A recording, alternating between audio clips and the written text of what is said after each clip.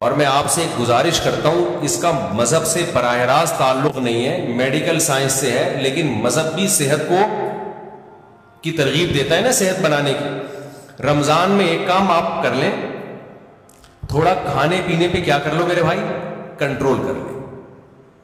ہوتا یہ ہے کہ صبح سحری سے لے کے رات تک مغرب تک جب ہم بھوکے پیاسے رہتے ہیں، ہماری باڈی کا فیٹ ختم ہونا شروع ہوتا ہے، باڈی نتھرنا شروع ہوتی ہے، جسم کی زکوٰۃ نکلنا شروع ہوتی ہے، جسم فریش ہونا شروع ہوتا ہے۔ اس کے بعد جو حساب کتاب افطار کے وقت میں پھوڑنا پھاڑنا ہوتا ہے، اس سے باڈی کی ایسی کی تیسی ہو جاتی ہے۔ رمضان میں ہارٹ اٹیک کے واقعات میرا خیال ہے عام دنوں سے زیادہ ہی ہوتے ہیں۔ بھائی اللہ میاں نے کھانے کی چھٹی دی ہے، پھوڑنے کی چھٹی؟ کھانے اور پھوڑنے میں کیا ہے؟ بولو، فرق ہے۔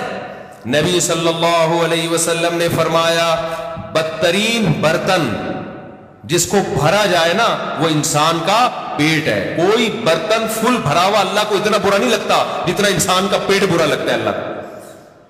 میں نہیں کہہ رہا کہ حرام ہے زیادہ کھا لیں آپ، حلال حرام کی بات نہیں ہے، ناپسندیدہ شریعت کی نظر میں بہرحال ہے، حرام نہیں ہے۔ اب آپ کہیں گے بھوکے پیاسے بھی کھانے بھی نہیں دے رہا اللہ میاں، ابھی بھی پابندیاں لگا رہے ہیں۔ اللہ بھی پابندی نہیں لگا رہا، لگا کھا لو، پھوڑ دو، جتنا پھوڑنا ہے پھوڑ دو، پڑے ہوئے خود ہی ہو گے نا، پھوڑ دو، حرام نہیں ہے، لیکن پسندیدہ کام نہیں ہے۔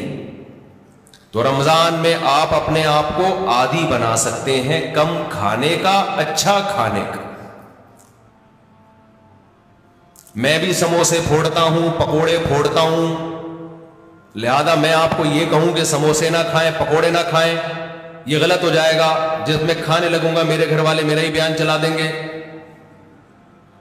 کہ آپ خود لوگوں کو بول رہے ہو کہ سموسے مت کھاؤ اور خود کیا کر رہے ہو، کھا رہے ہو، لہذا میں ایسی بات کیوں کروں جو میں خود نہیں کر رہا۔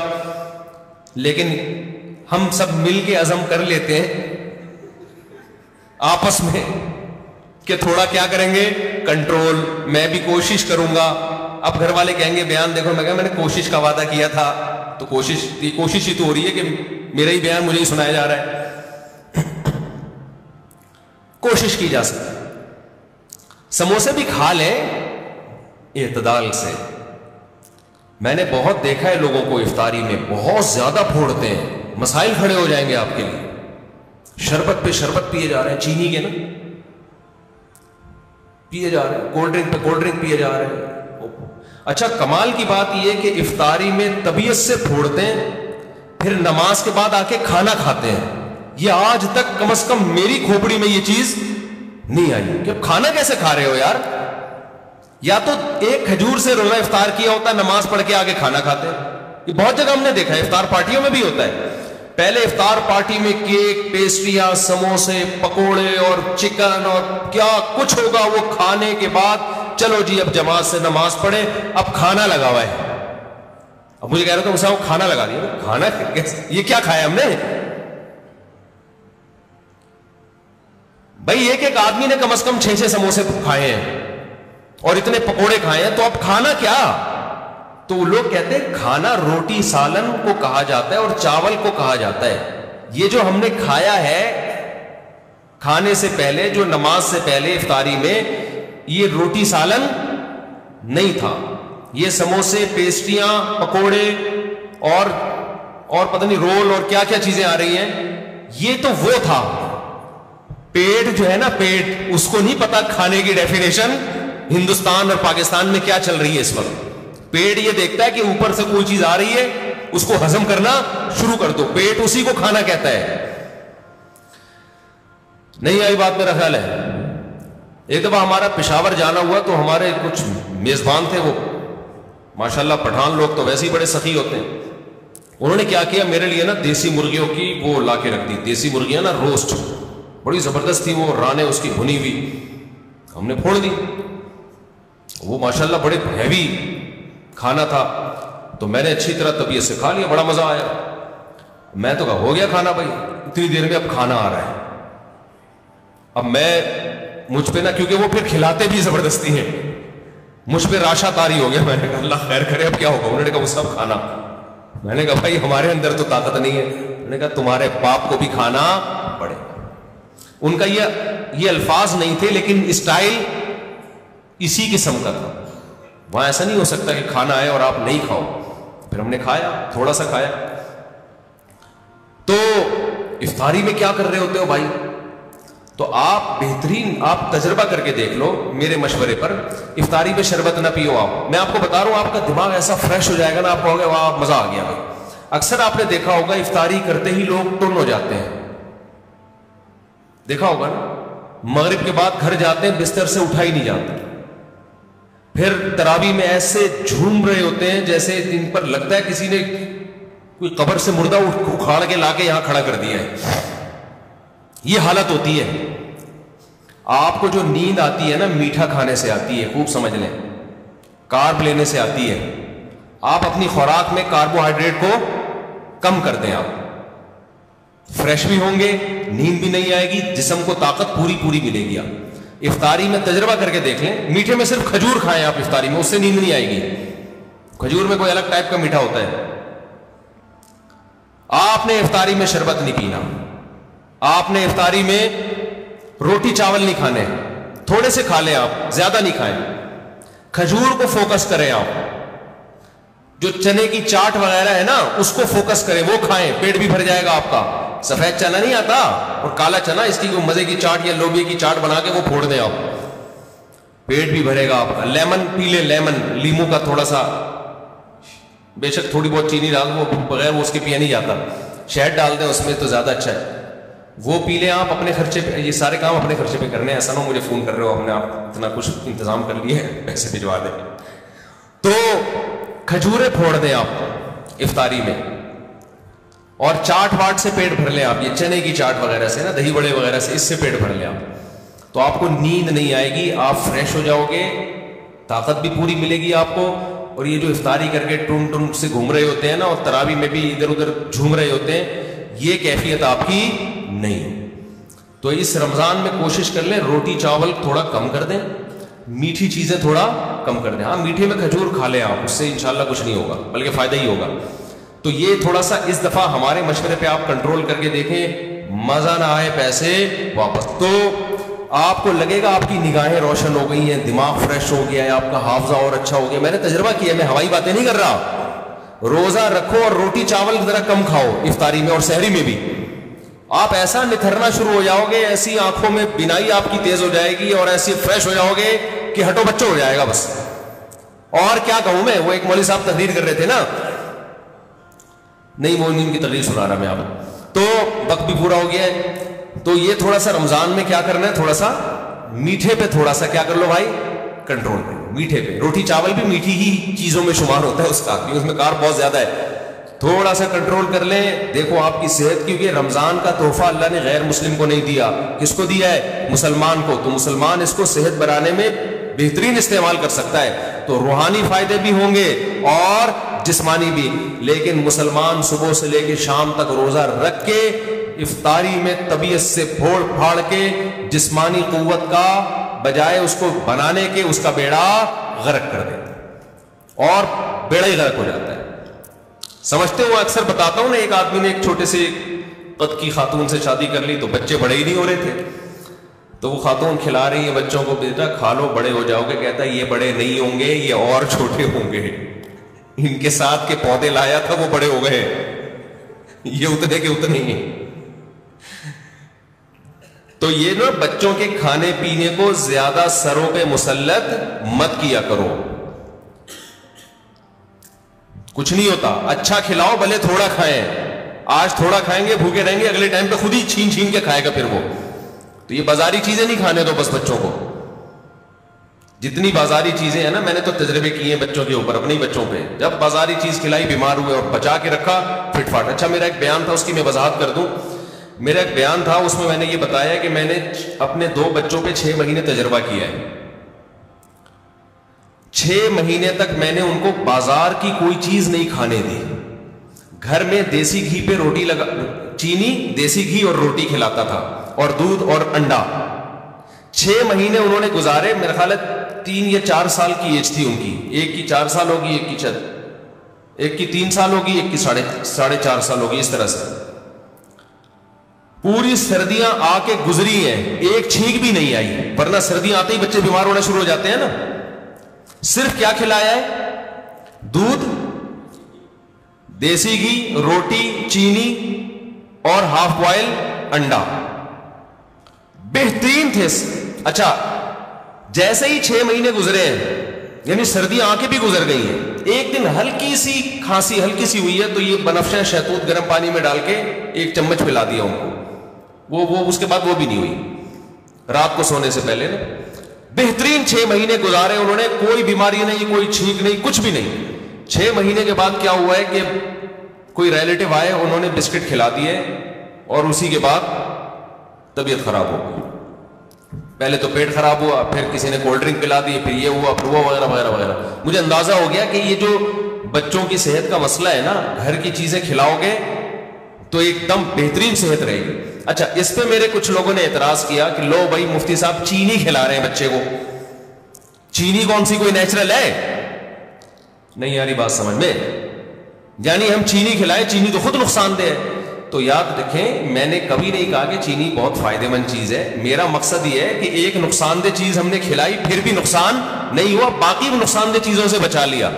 ورنہ بہتر تو یہ کہ چینی نہ کھلائیں آپ. چینی کون سی کوئی آب زمزم دھلی ہوئی مخلوق ہے؟ نہیں آ رہی سب ان کی سمجھ میں بات نہیں آ رہی.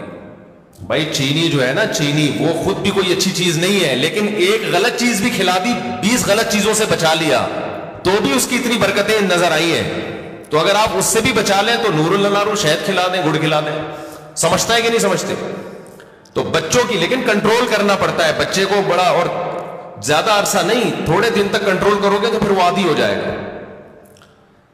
تو میں یہ عرض کر رہا تھا کہ دنیا میں 2 نظریات ہیں. ایک یہ کہ انسان کی ہر خواہش پوری کی جائے تو اس سے وہ کامیاب ہوتا ہے، لیکن اسلام کیا کرتا ہے؟ جگہ جگہ خواہشات میں رکاوٹیں ڈالتا ہے. تو خوب سمجھ لیں، جس کی ہر خواہش پوری ہوتی ہے وہ کامیاب نہیں ہوتا، بلکہ وہ اسٹریس اور ڈپریشن کی طرف جاتا ہے. بالکل اس کی مثال ایسے ہے جیسے آپ جسم پہ جب ویٹ اٹھاتے ہو، جسم میں اپنی خواہش کے خلاف حرکت کرتے ہو تو جسم بیمار ہونے کے بجائے صحت مند ہوتا ہے. اور آپ جسم کی اپنی خواہشات پر عمل کرنا شروع کر دو، جسم چاہتا ہے بیٹھا رہوں نہ اٹھوں، آپ بیٹھے رہو نہ اٹھو. جسم چاہتا ہے دوڑوں نہیں، صرف چلوں، آپ نہ دوڑو چلو. پھر جسم چاہتا ہے چلو بھی نہیں، بیٹھے ہی رہو، سوتے ہی رہو. تو اس سے جسم کو کیا طاقت اور انرجی جمع ہو کے خوشحال زندگی ملے گی، یہ جسم کا بیڑا غرق ہو جائے گا.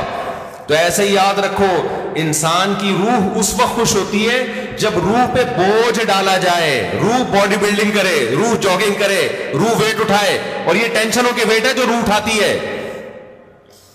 اگر یہ روح کی آپ ہر خواہش پوری کرنا شروع کر دیں گے تو جیسے باڈی کی ہر خواہش پوری کرنے سے باڈی کا بیڑا غرق، تو اسی طرح روح کی ہر خواہش پوری کرنے سے روح کا بیڑا غرق ہو جاتا ہے. سمجھ میں نہیں آ رہی میرا خیال ہے بات؟ تو اپنی خواہشات کے خلاف چلنا سیکھے. ہاں، ہر خواہش کی مخالفت نہیں. جیسے آپ نے باڈی، جب جو لوگ جم جاتے ہیں ویٹ اٹھانے کا دل کرتا ہے کیا؟ نہیں کرتا نا، بس جسم پہ بوجھ ڈال کے اٹھا رہتے، تبھی یوں وہاں کی آوازیں بھی آ رہی ہوتی ہیں. اگر مزہ آ رہا ہوتا تو ویٹ اٹھاتے واہ واہ واہ، ہنسی آ رہی ہوتی. ایسا تھوڑی ہے. تو اسی طرح یاد رکھیں، ہاں ویٹ حد سے زیادہ اٹھائے گا تو باڈی خراب ہو جائے گی. اسی طرح روح پہ جب بوجھ حد سے زیادہ پڑ جاتا ہے تو پھر روح خراب ہونا شروع ہوتی ہے. لیکن یہ اللہ کی رحمت ہے کہ اس نے ہماری روح پہ حد سے زیادہ بوجھ ڈالا ہی نہیں ہے.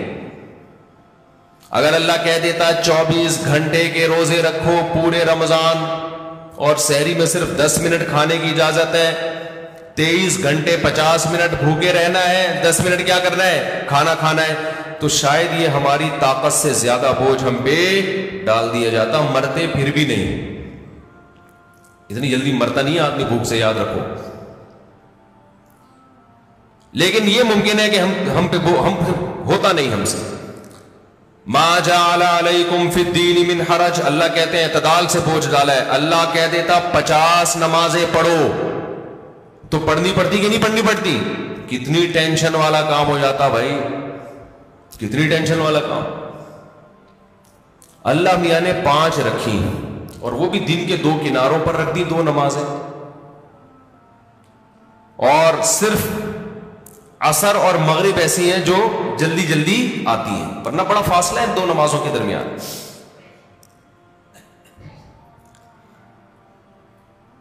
اللہ میاں نے حکم دیا نظر کی حفاظت کرو, لیکن ساتھ میں نکاح کی ترغیب بھی دے دی, تو آسان کر دیا نا. اگر یہ ہوتا کہ عیسائیوں میں پادریوں کی طرح پادریوں کو حکم تھا کہ شادی نہ کرو, جیسے انہوں نے خود بنایا ہوا تھا, ان کے مذہب کا نہیں تھا, لیکن دوسری طرف زنا پر بھی پابندی, تو ڈپریشن میں جاتے کہ نہیں جاتے. اللہ میاں نے کہا بھائی نظر کی حفاظت کرو, اور یہ بھی ہمارے فائدے کے لیے. اگر اللہ حکم دیتے نظر کی حفاظت نہ کرو لیکن صرف زنا سے بچو, تو زنا سے بچنا بہت مشکل ہو جاتا, کیونکہ جو برائیوں میں پڑتے ہیں نظر کی حفاظت نہیں کرتے ان کے لیے زنا آسان ہو جاتا ہے, اور جو نظر کی حفاظت کرتے ہیں ان کے لیے زنا مشکل ہوتا ہے. تو یہ بھی ہمارے فائدے کے لیے حکم دیا کہ بھئی ایسا کام ہی مت کرو کہ اس کی طرف تمہاری برائی کی طرف توجہ جائے تمہاری. اللہ میاں نے حکم دے دیا ماں باپ کی اطاعت کرو, فرما برداری کرو, لیکن اس کی بھی ایک لمٹ رکھ دی, ایک حد رکھ دی. یعنی کوئی ایسا حکم نہیں ہے جو ایسا بوجھ ہم پہ ڈالا جا رہا ہو جو ہمارے بس میں ہو ہی نہیں. سود کو حرام قرار دے دیا, لیکن مزاربت اور شرکت کو جائز قرار دے دیا. آپ کسی کو لون دے کے متعین نفع لیتے ہو کہ 1 لاکھ پہ 2,000 روپے 5,000 حرام ہے, لیکن ایسا نہیں کہ پابندی لگا دی. اللہ نے کہا یہی 1 لاکھ روپے دو, جو پروفٹ ہوگا اس میں شرکت کر لو. سمجھ میں آ رہی ہے بات؟ جو پروفٹ ہوگا اس میں کیا کر لو بھائی, تجھے جتنا پروفٹ ہوگا اس میں اتنے فیصد میرا. اور وہ گھننا بن کے پروفٹ بتانا پڑے گا اس کو. اور جو سرمایہ دار لوگ ہیں نا وہ پروفٹ بتانا نہیں چاہتے, وہ کہتے ہیں ہم آپ کے 1 کروڑ سے جتنا بھی اٹھائیں آپ کو اتنا ملے گا بس. اسلام کہتا ہے نہیں بھائی پیسہ اس کا لگ رہا ہے تو اس کو بتاؤ تو صحیح کتنا کما رہا ہے تو. ابے 1% بھی دو گے نا آپ. دیکھو آپ نے زید کو 1 کروڑ روپے دیے, زید کو کہا تو 1 کروڑ سے جتنا بھی کمائے گا نا بے شک مجھے 1% دے دے, لیکن پرسنٹیج ہونی چاہیے 1%. اس کا فائدہ کیا ہوگا؟ وہ 1 کروڑ پہ آپ کو 1 لاکھ دے گا نا, آپ کو فوراً پتہ چل جائے گا وہ کم بخت 99 لاکھ کما رہا ہے. سمجھ میں آ رہی ہے بات؟ سود خور یہ وہ اپنا پروفٹ بتانا نہیں چاہتا. 1% بھی دے گا نا آپ کو یہ تو پتا چل جائے گا نا جب 1% 1 لاکھ ہے تو اس کا مطلب باقی 99 کتنا ہے؟ وہ 99 لاکھ ہے. اس کا مطلب یہ گھنا میرے 1 کروڑ سے 99 لاکھ کما رہا ہے اور مجھے کتنا دے رہا ہے؟ 1 لاکھ.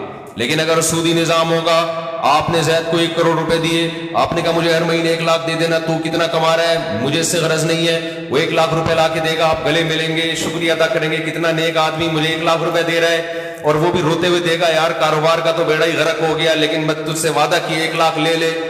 آپ کا دل چاہے گا اس غریب کو 2 کروڑ اور دے دوں میں, الو بناتا رہے گا, آپ کو بے وقوف بناتا رہے گا. لیکن اگر پرسنٹیج کے حساب سے ہوگا تو آپ نے جب زید کو 1 کروڑ دیے, آپ لوگ کو سمجھ میں نہیں آ رہا تو بزنس کہاں سے کرو گے جو تمہاری سمجھ میں اتنی باتیں نہیں آ رہی. مجھے لگ رہا ہے آپ کے چہروں سے کہ جو میں کہہ رہا ہوں اوپر سے گزر رہا ہے آپ کو. زید کو آپ نے 1 کروڑ روپے دیے, آپ نے کہا مجھے جتنا پروفٹ ہوگا اس میں 1% چاہیے. وہ 1 لاکھ روپے لے کر آیا تو آپ سمجھ جاؤ گے یہ کم بخت کتنے کما رہا ہے؟ 99 لاکھ. اب اس کو رونے کی اجازت, وہ رونے کا بہانہ نہیں کرے گا, اور آپ کو اس سے مانگو گے بھی کہ جو جتنا پروفٹ ہوا ہے مجھے دکھاؤ تاکہ پتہ چلے کہ یہ واقعی 1% بنتا ہے کہ نہیں بنتا ہے. تو اللہ میاں نے سود پہ پابندی لگائی, مگر تجارت کو اللہ نے حلال قرار دیا. اگر اللہ سود پہ بھی پابندی لگا دیتا, مزاربت پہ بھی, شرکت پہ بھی, تو پھر ہم حرج میں پڑ جاتے, ہم تنگی میں پڑ جاتے, ہمارے لیے کاروبار کے راستے بند ہو جاتے. لیکن اللہ نے ہمارے لیے دین میں تنگی نہیں رکھی بلکہ آسانی رکھی ہے. سمجھتے ہو کہ نہیں سمجھتے ہو؟ تو اسی طرح اللہ میاں نے لیکن بوجھ ڈالا ہے ہمارے اوپر. یہ نہیں کہا کہ بالکل فری سٹائل کی زندگی گزارو گے, کوئی ٹینشن ہی نہیں ہوگی. یہ کامیابی نہیں ہے, ٹینشنیں اٹھانی پڑیں گی. بہت ساری ٹینشنیں لگا دی اللہ میاں, اور اس ٹینشن سے فائدہ کیا ہوتا ہے کہ ہماری روح وزن اٹھاتی ہے, جس سے روح ٹینشن سے بچتی ہے, روح صحت مند ہوتی ہے. اور روح ڈپریشن اور اسٹریس کی طرف جانے سے بچ جاتی ہے.